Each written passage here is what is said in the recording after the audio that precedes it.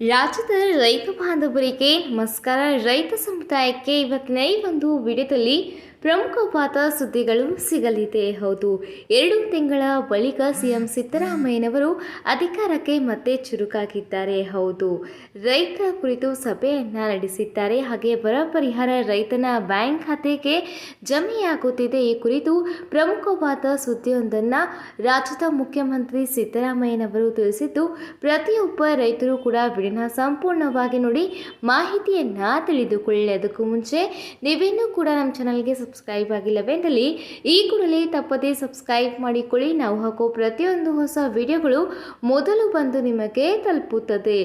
ರಾಜ್ಯದಲ್ಲಿ ಬರ ಪರಿಹಾರ ಹಣ ರೈತನ ಬ್ಯಾಂಕ್ ಖಾತೆಗೆ ಜಮೆಯಾಗುತ್ತಿದೆ. ಹೌದು, ಕೇಂದ್ರ ಸರ್ಕಾರದಿಂದ ಬಿಡುಗಡೆಯಾಗಿರುವ 3,545 ಕೋಟಿ ರೂಪಾಯಿ ಮೊತ್ತವನ್ನು ವಿವಿಧ ಒಂದು ಜಿಲ್ಲೆಯ ರೈತರ ಖಾತೆಗೆ ಜಮೆಯನ್ನ ಮಾಡಲಾಗುತ್ತಿದೆ. ಹೌದು, ಜಿಲ್ಲಾಧಿಕಾರಿಗಳ ಅನುಮೋದನೆಯಂತೆ ರೈತನ ಬ್ಯಾಂಕ್ ಖಾತೆಗೆ ಹಂತ ಹಂತವಾಗಿ ಪರಿಹಾರ ಹಣ ಸಂದಾಯವಾಗುತ್ತಿದೆ. ಈಗಾಗಲೇ ಬಹುತೇಕ ರೈತನ ಬ್ಯಾಂಕ್ ಖಾತೆಗೆ ನಿನ್ನೆ ಮೊನ್ನೆ ಬರ ಪರಿಹಾರ ಹಣ ಜಮೆಯಾಗಿದೆ. ಆದರೆ ಈ ಒಂದು ಬರ ಪರಿಹಾರ ಹಣ ರೈತನ ಸಾಲದ ಮೊತ್ತದಲ್ಲಿ ಕಡಿತವನ್ನ ಮಾಡಲಾಗಿದೆ. ಹೌದು, ಈ ಕುರಿತು ಸಿಎಂ ಸಿದ್ದರಾಮಯ್ಯನವರು ಇದೀಗ ಬ್ಯಾಂಕ್ಗಳಿಗೆ ಮಾಹಿತಿಯನ್ನ ತಿಳಿಸಿದ್ದಾರೆ. ಹಾಗೆ ಕಟ್ಟುನಿಟ್ಟಿನ ಒಂದು ಸೂಚನೆಯನ್ನ ಕೂಡ ಕೊಟ್ಟಿದ್ದಾರೆ.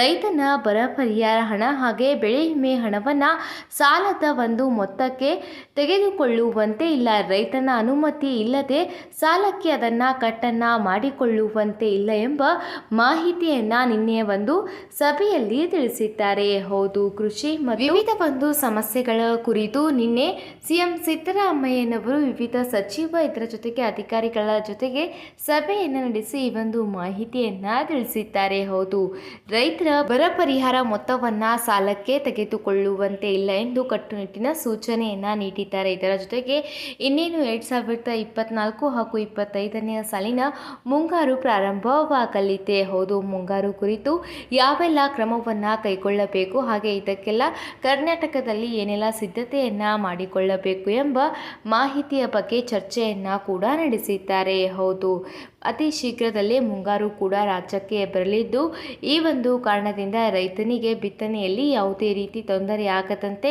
ಕ್ರಮವನ್ನು ಕೂಡ ಕೈಗೊಳ್ಳುವಂತೆ ಸಭೆಯಲ್ಲಿ ಚರ್ಚೆಯನ್ನು ಕೂಡ ಮಾಡಲಾಗಿದೆ.